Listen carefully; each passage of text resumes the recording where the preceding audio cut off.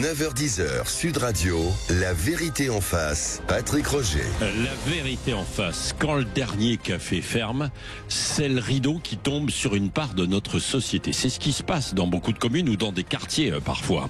À force de centraliser, on a fracturé des grandes villes qui saturent et des campagnes qui s'éteignent en silence. Aujourd'hui, on va mettre en lumière et en évidence le combat quotidien de cette France qui se bat pour conserver ses repères, des commerces, des écoles, des gares, c'est ce que je vous ai dit, dénoncer une logique de concentration en essayant de valoriser les innovations locales, les élans collectifs des uns et des autres, les initiatives, il y en a énormément. C'est ce que nous allons voir dans la France qui reste debout, toute la semaine, bien sûr, vous le savez, en liaison avec la presse hebdomadaire régionale. Et c'est parti évidemment, et j'attends vos témoignages 0826 300 300. Vous avez des exemples autour de vous de commerces qui ont fermé, de commerces qui ont rouvert, de commerces qui sont en suspens, bien sûr, ou alors de services, d'écoles, de services publics qui ne sont plus présents, ou alors au contraire, on les a regroupés dans des endroits qui n'étaient peut-être pas utiles et il aurait fallu les laisser un petit peu disséminés sur tout le territoire. Eh bien, dans la France qui reste debout, vous avez la parole, 0826 300 300. Et cette France qui reste debout ce matin avec cette bataille, et nous allons voyager de la Corrèze au Languedoc en passant par Marseille et beaucoup d'autres endroits en France, bien sûr, et parce que vous allez nous appeler. Je dis la Corrèze parce que nous avons mené cette opération ce matin avec La Vie corrézienne. Nous sommes avec Cyril Gréguy, qui est le rédacteur en chef de La Vie corrézienne. Bonjour. Bonjour. Merci d'être avec nous. Hier et avant-hier, nous étions un petit peu plus bas puisque nous étions en fait hier, avant-hier, nous étions du côté du Tarn, bien sûr. Hier, nous étions au-dessus de chez vous, là, en revanche, enfin juste au-dessus de chez vous, du côté de la Chartre et de Châteauroux. Et là aujourd'hui, donc, nous sommes avec vous en Corrèze. Et La Vie corrézienne, c'est uniquement sur ce département ou vous êtes sur les départements environnants aussi?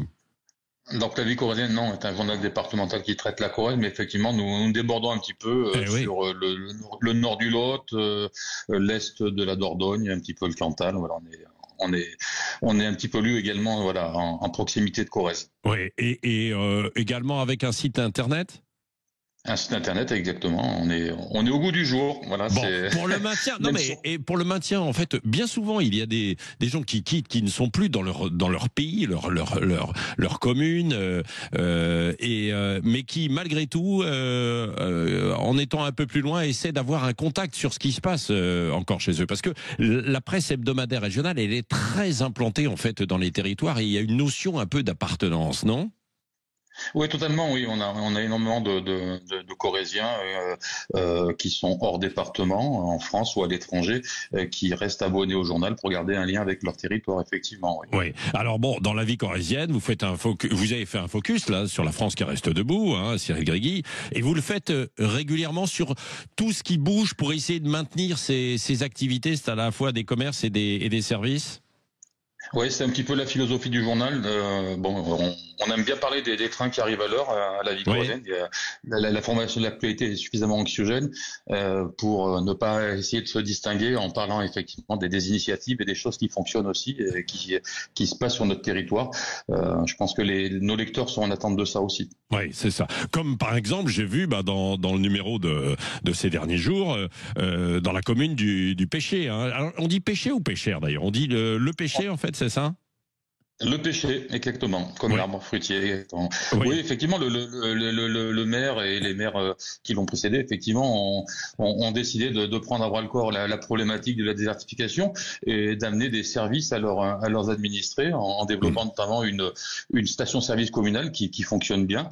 Et ils ont également racheté un bâtiment communal pour réaménager un bar-restaurant qui connaît un joli succès sur cette petite commune qui est au sud de Brive, une vingtaine de minutes. Oui, complètement. Avec une ombrière, j'ai vu, photovoltaïque juste au-dessus en même temps. Comme quoi, on peut allier de la tradition, puisque c'est un ancien bâtiment, avec de la modernité pour rester en vie dans ces territoires, Cyril Gréguy.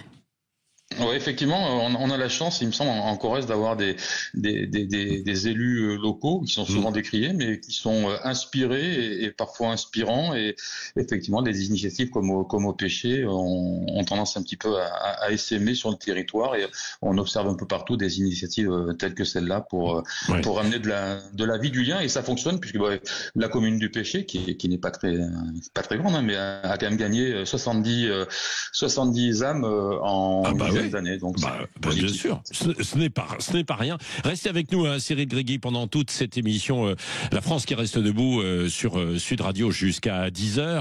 Et nous avons Cyril Gréguy, vous devez le connaître, avec nous un célèbre corrézien. C'est Patrick Sébastien, puisqu'on est en partenariat avec la vie corrézienne, et il connaît, hein, justement, vous connaissez Patrick Sébastien, bonjour, la Corrèze et la vie corrézienne. Bonjour Patrick. Ça me rappelle ma jeunesse, la vie corrézienne. Oui.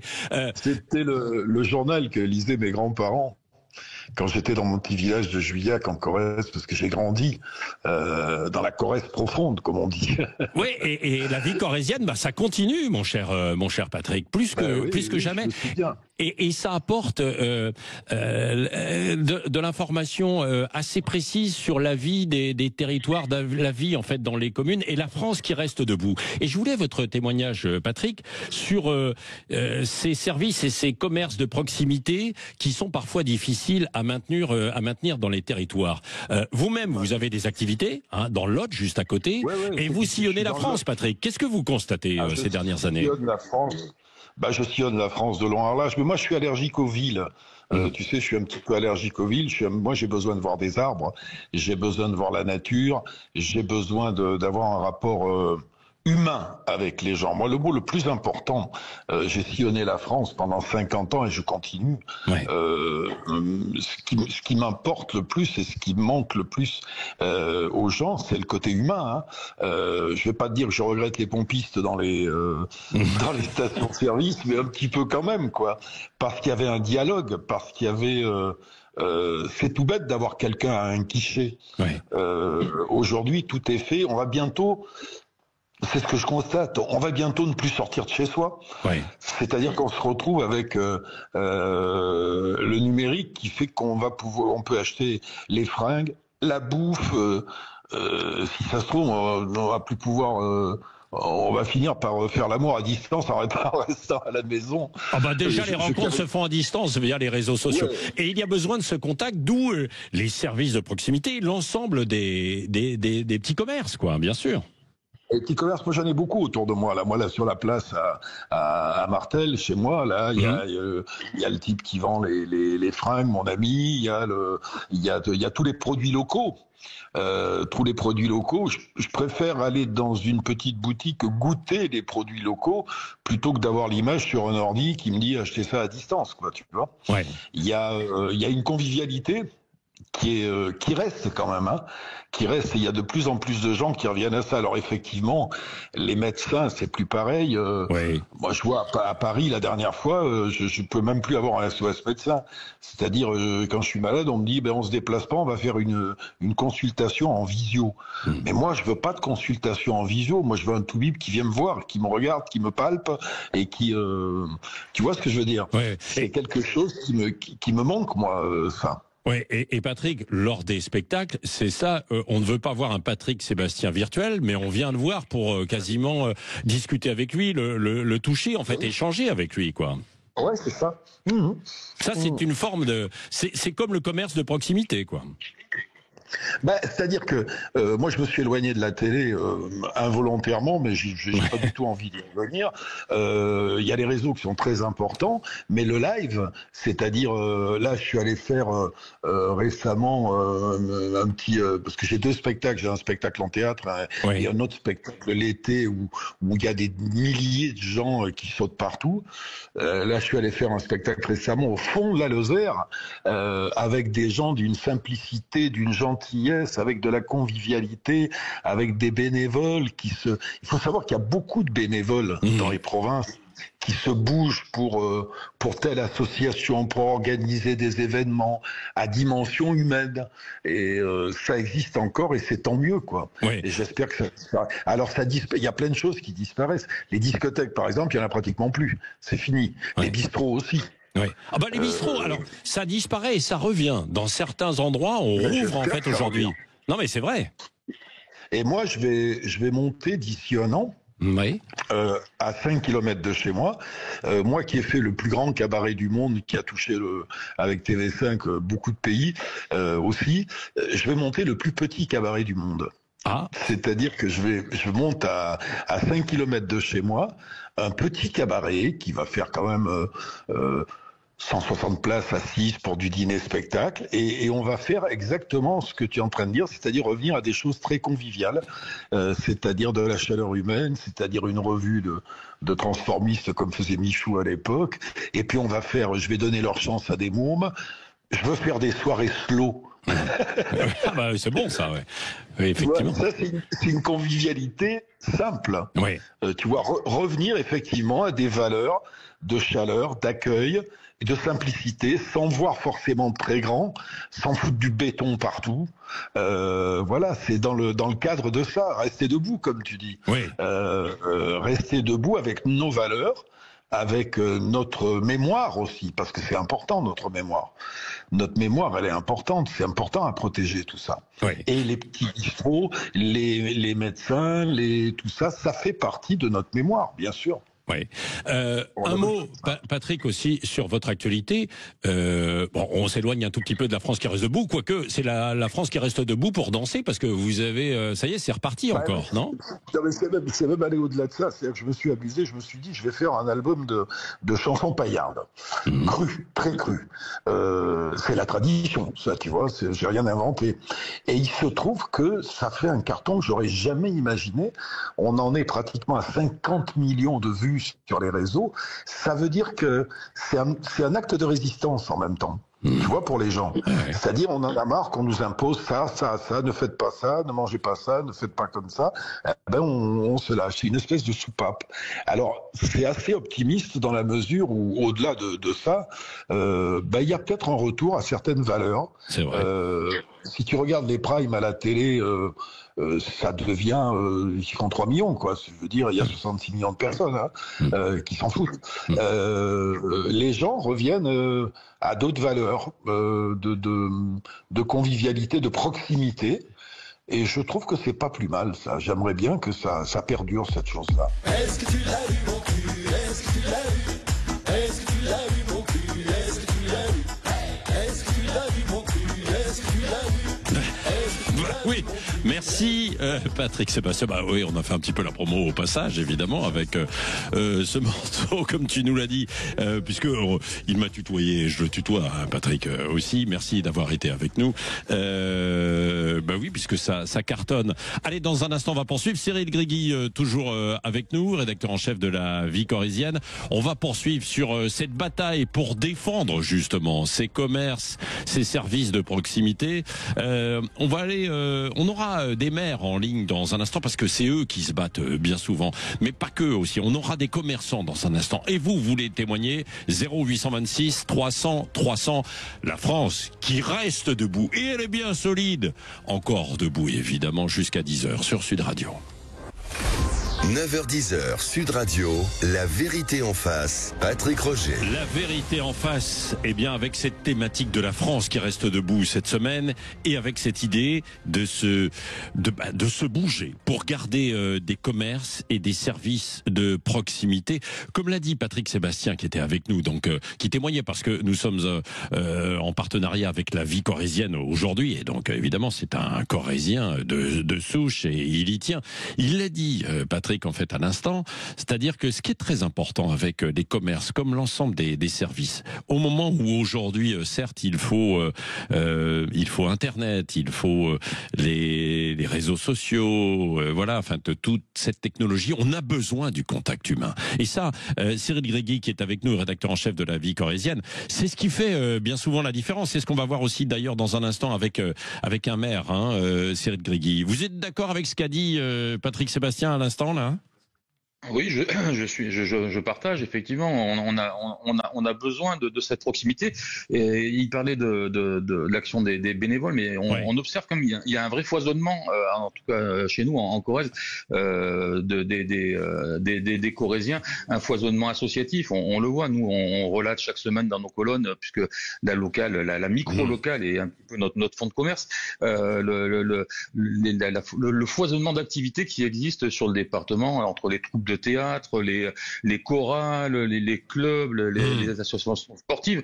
Donc il y a une vie en ruralité et les gens se mobilisent. On l'observe. Il y a les élus qui se mobilisent, mais il y a aussi les gens dans des communes. On a pu voir l'apparition de nombreux cafés collectifs qui ont été créés par des Corésiens, quoi, en fait. Et c'est intéressant. C'est intéressant parce que les gens ont besoin de recréer ces lieux de lien et ça fonctionne. Et puis on échange, c'est-à-dire que on va faire ses courses dans ces commerces où on va aussi trouver des services dans ces services publics, et en même temps il y a du lien social, quoi, qu'on va échanger pour demander des nouvelles des uns et des autres, pour s'entraider.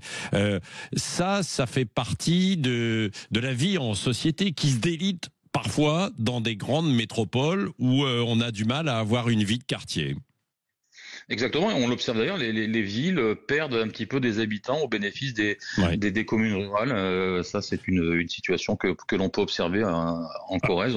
On voit notamment à Brive que la ville reste attractive, mais beaucoup de gens vont s'installer dans les communes périphériques pour avoir un certain art de vivre peut-être. Elles le font d'autant plus qu'il y a des initiatives qui sont prises et qu'ils peuvent trouver des commerces de proximité, une presse, une boulangerie. On le voit, on a traité un sujet sur une toute petite commune de Haute-Corrèze qui était privée de pain depuis quelque temps. Et ben la maire a pris une initiative. Elle a acheté une machine à pain. Elle s'est mise en cheville avec un boulanger. Et effectivement, il y a pas ce lien physique, mais en tout cas, il y a un service qui est proposé. Voilà, les habitants de Millevaches, puisque c'est le nom de cette commune, peuvent acheter du pain désormais sur place sans avoir à faire 15-20 km pour se déplacer, notamment pour les personnes âgées. C'est précieux. Bah oui, évidemment. Tiens, nous sommes avec le maire délégué de la commune de Mallemort sur Corrèze, Laurent Dartout, qui est avec nous. Bonjour Laurent Dartout. Bonjour. Vous avez participé justement à ça et à cette dynamisation ou redynamisation de communes rurales, vous-même à Mallemort. Alors comment faites-vous justement? J'ai vu qu'il y avait beaucoup d'événements festifs pour recréer ce lien. Écoutez, on est une commune, nous, qui sommes juste à côté de Brive-la-Gaillarde, une commune qui est le poumon économique de la Corrèze, et on avait besoin de trouver une identité forte pour pouvoir un peu se démarquer et pour pouvoir continuer à vivre et à faire vivre notre territoire. Et on a eu plusieurs axes. L'axe de donner une nouvelle image à notre ruralité et à notre commune. Et c'est vrai qu'on a créé un festival, c'est vrai qu'on a créé beaucoup d'animations, et on a aussi refait notre centre-ville entièrement pour qu'il soit plus attractif. Notre rivière Corrèze qui borde notre centre-ville, où maintenant on peut aller se balader sur la rivière Corrèze. On a planté des centaines d'arbres. On a fait en sorte de développer notre commune, de faire en sorte que notre commune garde ce côté, ce que je dis urbain, c'est-à-dire rural d'un côté et urbain de l'autre, pour le bien-être de nos administrés. Vous allez en faire rêver certains là, Laurent Dartout, qui se disent oh là là, j'irais bien vivre dans de tels endroits, parce que c'est vrai que vous avez maintenu et vous faites revenir des services en fait d'un côté, et puis vous n'êtes pas. Alors vous avez la chance de ne pas être trop loin aussi de Brive, parce que il faut penser au lycée, etc. Et bien souvent il y a des familles aussi qui viennent s'installer, qui pensent aux écoles, quoi. Alors parfois il faut aller beaucoup plus loin pour de grandes écoles quand même. Nous, vous voyez, ces communes qui bordons des villes moyennes comme Brive-la-Gaillarde, eh bien, on a cette chance où, à quelques kilomètres, vous avez un centre-ville, le centre-ville de Brive, vous avez ce service. Et nous, de notre côté, eh bien, on essaye de cultiver cet art de vivre, de cultiver ce bien-être et de faire en sorte aussi que nos impôts ne soient pas trop chers. Parce que on a la chance d'avoir en Corrèze, ça fait 12 ans que qu'on n'a pas augmenté le taux d'imposition, on a aussi cette capacité de faire en sorte qu'avec nos moyens et notre dynamisme, on s'en sorte. Vous savez, aujourd'hui, on parle beaucoup de l'intelligence artificielle, mais ce qu'on demande à un maire, c'est de l'IR, de l'intelligence réelle pour notre territoire et de faire vivre notre territoire. Donc, c'est l'intelligence réelle, vous avez raison. C'est de l'intelligence réelle qu'on nous demande et du bon sens en permanence et de la proximité. Et à ce sujet aussi, j'ai vu que vous aviez redemandé une nouvelle gendarmerie. Pourquoi ? Parce que il y a la nécessité de se sentir en sécurité, et vous-même aussi à Malmort, à côté de Brive, vous êtes touché aussi par une forme d'insécurité qui règne dans beaucoup d'endroits du pays ? On a cette chance pour l'instant où la sécurité elle est maîtrisée. On était la première commune en zone gendarmerie de la Corrèze à ne pas avoir de gendarmerie, c'est-à-dire quelqu'un qui voulait se rendre à l'accueil de gendarmerie devait faire plus de 20 minutes de route et 20 km. Aujourd'hui, on a ouvert un accueil de gendarmerie dans notre centre-ville et le ministre de l'Intérieur, le président de la République a choisi Malmort pour implanter une gendarmerie. Il faut savoir qu'une commune comme Malmort, une commune de 9000 habitants, nous n'avons pas de collège, nous n'avons pas de gendarmerie, nous n'avons pas de caserne de pompiers, donc c'est un combat de tous les jours pour faire vivre notre territoire, mais vous savez, les maires que nous sommes, on le fait avec passion. Moi, je suis un enfant du pays, je suis né ici, j'ai été dans mes écoles, donc on est attaché viscéralement à notre territoire et à notre ruralité, et je suis désolé pour les Parisiens qui nous écoutent, mais on vous envie pas. Non, bah oui. On est bien chez nous, on est bien dans notre réalité. Bah oui, non, mais je ne les envie pas non plus. Hein.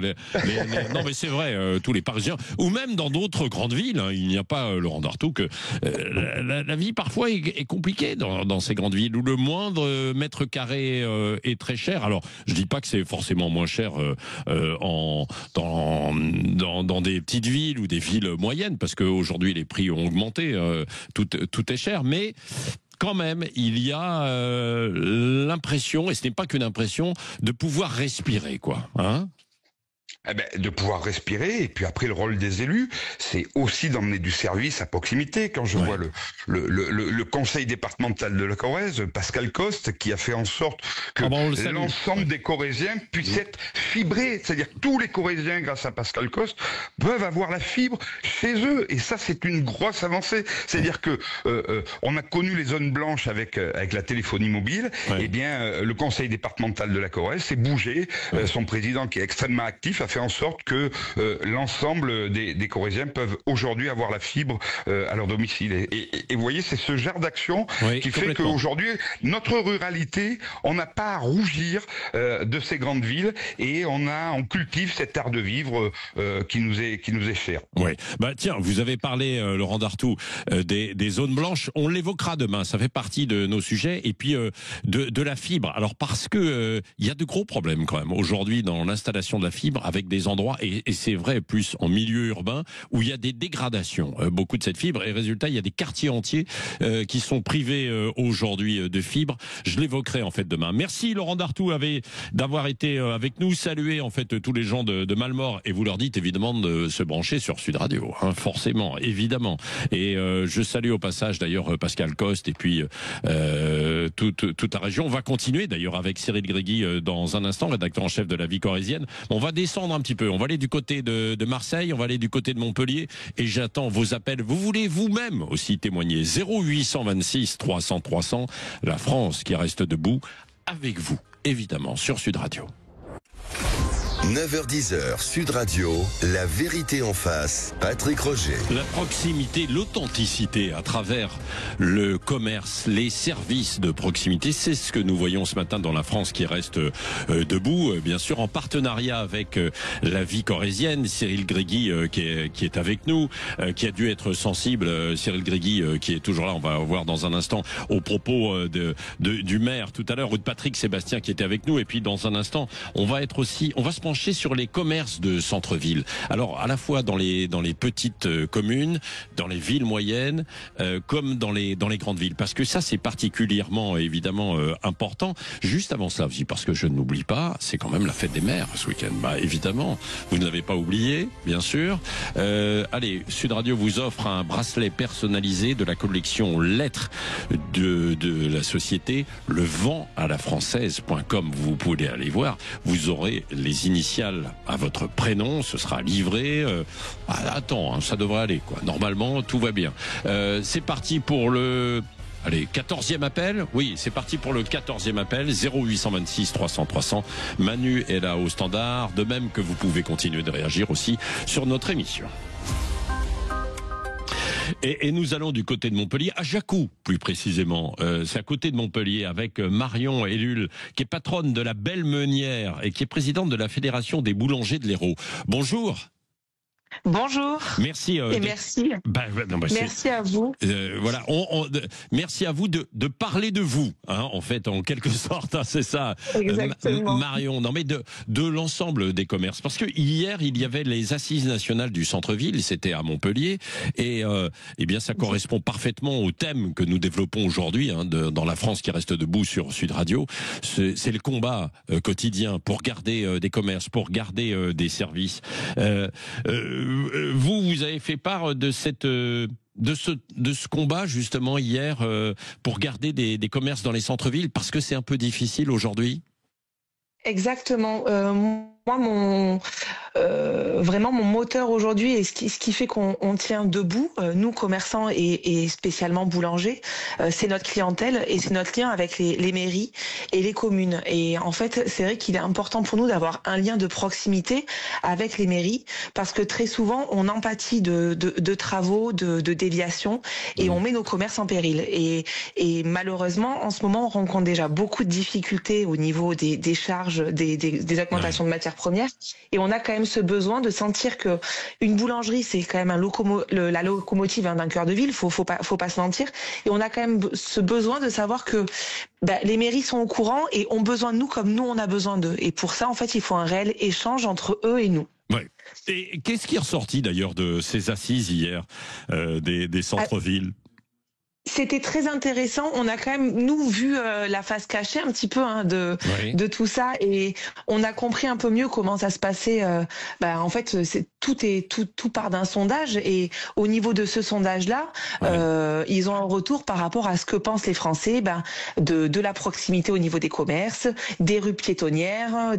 Donc c'est vrai que c'est intéressant de voir un petit peu que, au final, avant de prendre une décision, avant de faire des travaux, avant décider des choses au niveau des villes, ils regardent ces sondages et voient réellement ce que veulent les Français et ce que veulent aussi les commerces et ce dont ils ont besoin. On a vraiment été écoutés et pris au sérieux hier, donc c'était quand même un échange très intéressant. Ouais. Et l'un des défis aujourd'hui pour maintenir des commerces dans le cœur des villes, quel est-il? Vous avez parlé de l'aménagement. C'est vrai qu'il faut que les centres-villes soient accessibles, sinon c'est compliqué. Alors on veut moins de voitures. Et ça, on comprend parce que il faut améliorer la qualité de l'air, hein, d'une manière ou d'une autre. Mais il faut quand même qu'on puisse aussi y accéder pour pouvoir aller dans l'ensemble de vos commerces, même si on peut y aller aussi à pied pour les gens qui habitent le plus près ou en transport en commun. Exactement. Après, voilà, on veut moins de voitures, mais on veut pas plus de voitures, quoi. On a quand même besoin de cette clientèle qui puisse, en fait, très honnêtement, le Français pourrait rentrer dans la boulangerie en voiture, il le ferait. Et on a aussi remarqué quand même que 50% des Français ont plus de 50 ans. Donc, on est quand même, comme ils disent, sur une clientèle, alors c'est leur mot, vieillissante, qui peut de moins en moins aussi se déplacer à pied. Donc, on a quand même ce besoin de pouvoir avoir des places de parking devant nos commerces, parce que, un client qui va venir à vélo prendra certainement qu'une baguette à un croissant, tandis qu'un client qui a sa voiture et son coffre vide pourra plus facilement le remplir et aura des achats un peu plus compulsifs, entre guillemets, des achats plaisir. Donc nous, on a quand même besoin de toujours avoir ces places de parking devant chez nous et surtout d'être en en lien direct avec les mairies parce que tous ces changements, ça demande des mois et des mois de travaux. Et nous, c'est une énorme perte en chiffre d'affaires. Donc, il faut qu'on soit écouté et qu'on puisse les conseiller sur les fermetures de route. Nous, on puisse vraiment échanger. Et puis, chez les boulangers, ces derniers mois, ces 2 dernières années, même, il y a eu des difficultés parce qu'il y avait le coût. Alors, c'est une difficulté supplémentaire que vous rencontrez, hein. Parce qu'il y a eu le coût de l'énergie beaucoup plus élevé. Et moi, j'ai vu, et ça me rend triste quand je vois ça, dans certains quartiers ou dans certaines communes, des boulangeries qui ont fermé. Et est-ce que, quand même, ça va un petit peu mieux dans votre secteur ? Oui, ça va mieux parce que on a compris aussi que il fallait se serrer les coudes, qu'il fallait aussi à un moment donné faire comprendre aux clients que le pain on peut plus le payer 1 euro comme avant, une baguette maintenant ça se paye un petit peu plus cher parce que malheureusement on a des charges qui sont de plus en plus hautes. Ça va mieux. On a les commerces que vous avez connus qui ont fermé étaient déjà sincèrement fragilisés par d'autres problématiques. Voilà. Par contre, c'est sûr que ça reste compliqué. C'est une remise en question de tous les jours. On essaie de chercher où récupérer de l'argent. On fait attention aussi à pas trop recruter. De toute façon, les recrutements c'est de plus en plus compliqué aussi. Mais on fait attention à toutes ces charges-là pour pouvoir rester en vie, rester debout et puis servir nos clients encore quotidiennement. C'est important pour nous. On est là pour ça, pour faire du bien aux gens, quoi. Bon. Voilà. Ouais. Jacou, c'est au nord de Montpellier, hein, si ma mémoire est bonne. C'est combien ? Exactement. 5-7 000 habitants à peu près ?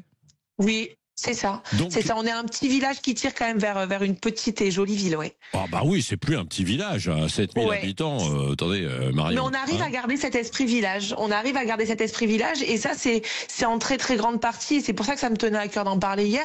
C'est en très très grande partie grâce à ce lien qu'on a avec notre mairie, grâce à ce lien qu'on a avec notre maire. Et voilà, j'ai vécu 9 mois de travaux, donc je sais ce que c'est.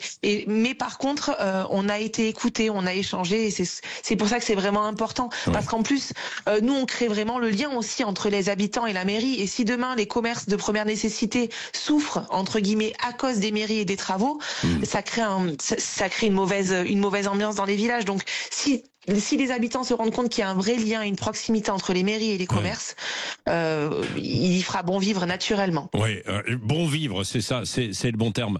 On vous sent habité, Marion, par la passion du commerce. Je me trompe ou pas ? Ah non, vous vous trompez pas du tout. C'est ce qui m'anime tous les jours, oui, effectivement. Ouais.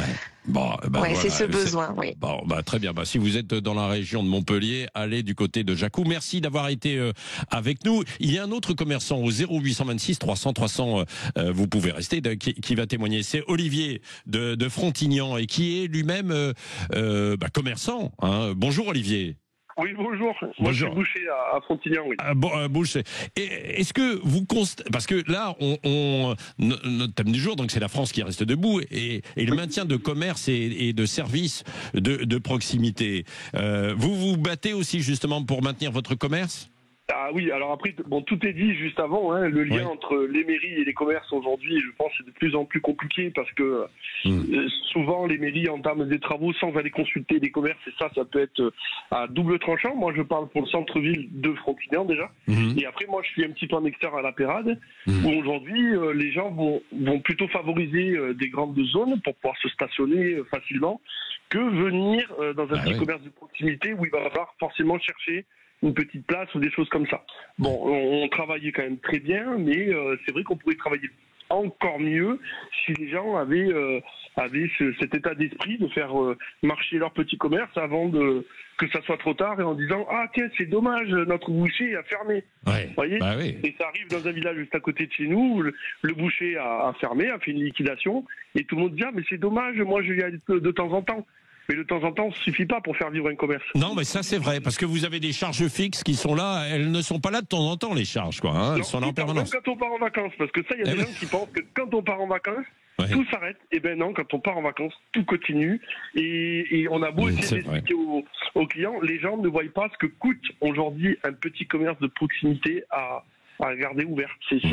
On a de plus en plus de charges. Mais alors, c'est vrai, vous le savez aussi, Olivier, on regarde, parce que le pouvoir d'achat, c'est quand même une question essentielle. On regarde aussi les prix. Et parfois, les petits commerces, c'est peut-être un petit peu plus cher, mais ça a une explication. Et ça dépend. Ouais, vous avez raison. Oui, ça dépend. Moi, je parle dans la filière viande. Oui. Aujourd'hui, je vais vous dire, parce que les gens ne regardent pas forcément, sur 40% des produits, je suis moins cher qu'en grande surface, mais je n'ai pas l'impact de communication qu'ils pourraient avoir eux. Par contre, aujourd'hui, la viande, on a un très gros, on a le patron en France qui décide de la pluie et du beau temps. Et aujourd'hui, je peux vous dire que dans les mois à venir, il faudra mieux vous retourner vers votre petit artisan que d'aller acheter en grande surface parce que les prix vont augmenter et ça, les gens ne s'y attendent pas. Ah bon, écoutez, voilà. En tout cas, c'est votre recommandation et on va la suivre. Mon cher Olivier, merci. Continuez d'écouter Sud Radio. Dites-le autour de vous surtout. Sud Radio, c'est la radio de proximité, c'est la radio du dernier kilomètre et c'est la radio de la France qui reste debout. Nous en parlons jusqu'à 10h. Évidemment, dans un instant, avec vos nombreux témoignages, nous étions du côté de Frontignan, à Montpellier, Jacou, en Corrèze. On va revenir en Corrèze dans un instant et on va aller aussi du côté de Marseille. On se balade sur Sud Radio en nous écoutant. 9h-10h, Sud Radio, la vérité en face, Patrick Roger. Et dans la vérité en face cette semaine, c'est la France qui reste debout avec toutes ces thématiques et en lien, en coordination avec la presse hebdomadaire régionale. Ce matin, nous sommes avec la vie corrézienne. On va retrouver Cyril Grégui dans un instant. On parle de cette bataille pour garder des commerces, pour garder des services de proximité. Nous sommes avec Jean-Luc Chauvin, qui est le président de la CCI d'Aix-Marseille-Provence, qui a également des fonctions au niveau national auprès des CCI, qui participent au Trophée du commerce, en partenariat d'ailleurs avec Sud Radio. On va le voir, hein, Jean-Luc Chauvin, qu'il y a des endroits, et beaucoup d'endroits, heureusement, où l'on se bouge toujours pour garder de l'attractivité et des commerces qui sont là pour rendre service en fait aux populations. Bonjour Jean-Luc Chauvin. Bonjour. Oui, effectivement. Alors peut-être pour poser le cadre, je ne sais pas si vos auditeurs l'ont en tête. Aujourd'hui, le commerce, c'est 2000 milliards d'euros de chiffre d'affaires pour nos centres-villes, commerce et artisanat en 2023. C'est globalement 3300 millions de salariés, 3,92 millions de salariés. Donc c'est un secteur très important et le commerce de détail, le commerce de centre-ville, le commerce, c'est 1,8 million de salariés disponibles. Voilà. Donc l'idée, c'est que c'est un vrai poids économique. L'idée, c'est qu'il n'y a pas d'attractivité dans nos centres-villes, s'il n'y a pas de commerce, il n'y a pas de tourisme quand on va dans les centres-villes où les commerces sont fermés.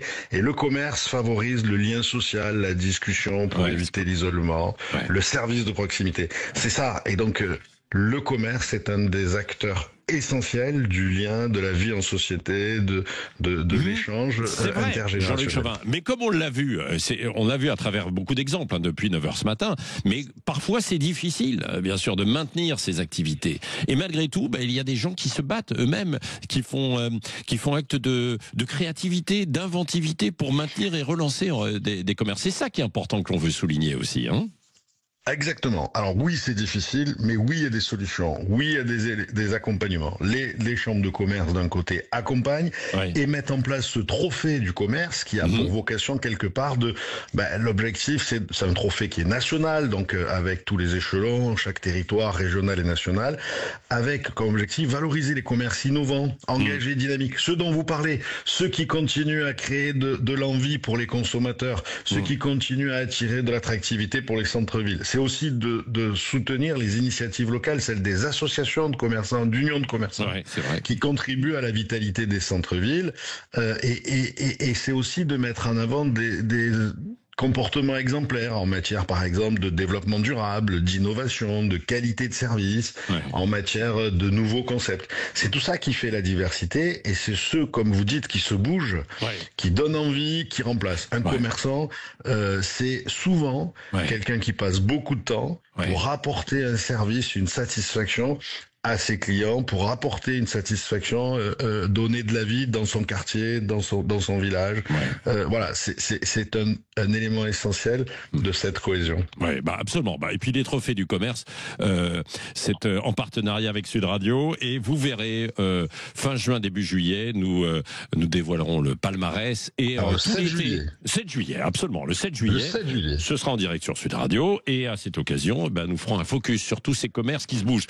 Parce que parfois, merci Jean-Luc Chauvin, parce que parfois, il y a des endroits où malheureusement, ça ferme aussi. Il faut voir la réalité, et la vérité en face. Jean-Jacques est avec nous, il nous a appelé au 0826 300 300 de Beaumont de Lomagne. Ça, c'est dans les Landes. Bonjour Jean-Jacques. Oui, bonjour Patrick, très heureux de vous avoir au téléphone.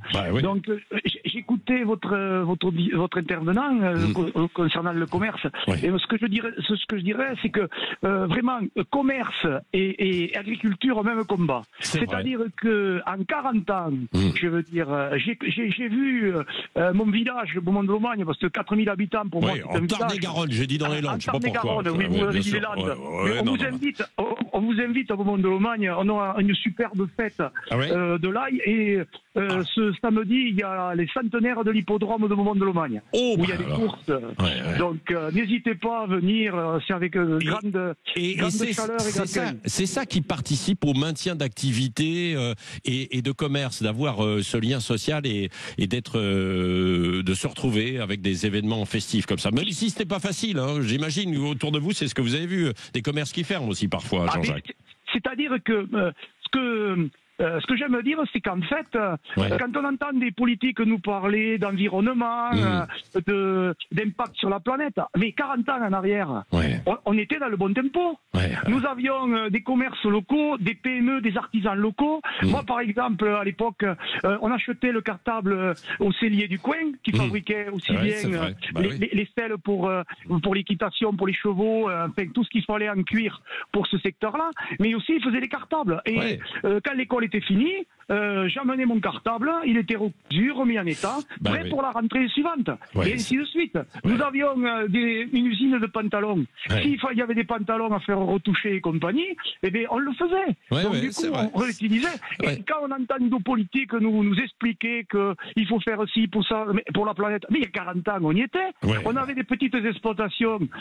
Mes parents, il y a 40 ans, c'était 37 hectares. Aujourd'hui, on en travaille plus de 200. Donc, et pour gagner moins. Donc, non mais non mais complètement, ça participe justement à tout cela. Quand on parle de développement durable, ça passe par des exemples comme ceux que vous venez de citer. Merci Jean-Jacques. Merci Cyril Grégui, rédacteur en chef de La Vie Corrézienne, qui est avec nous. Voilà, vous avez passé un bon moment en fait avec nous, et nous avons passé un bon moment avec vous, et on vous retrouve dans La Vie Corrézienne, mon cher Cyril. Oui, tous les vendredis, avec plaisir. Voilà, tous les vendredis. Merci pour cette émission, et bravo à Magali de Parentis dans les Landes, justement, qui a gagné le fameux bracelet, bien sûr, pour du vent à la française.com, pour la fête des mères. Ne l'oubliez pas, c'est dimanche prochain. Allez, dans un instant, Valérie Expert, Gilles Gansman. Ils sont en train de me chasser du studio.